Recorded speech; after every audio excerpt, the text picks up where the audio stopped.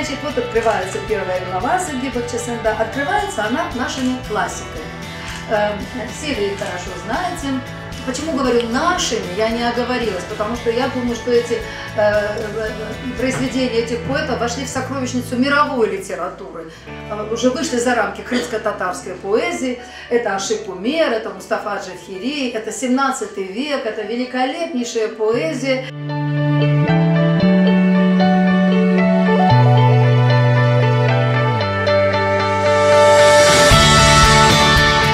Для нас немаловажно, чтобы другие народы тоже узнали сердцебиение нашего народа и историю нашей литературы, поэзии.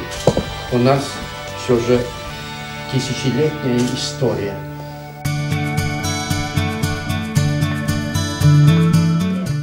Şu ömrünün kuzgusu koz yumulur. Toprak kiyerle toz olur tenimde bir karınca.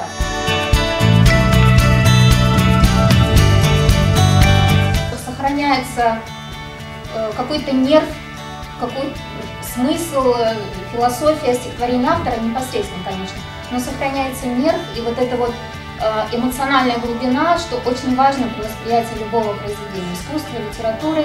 И вот любое произведение, вы знаете, оно озарено каким-то светом.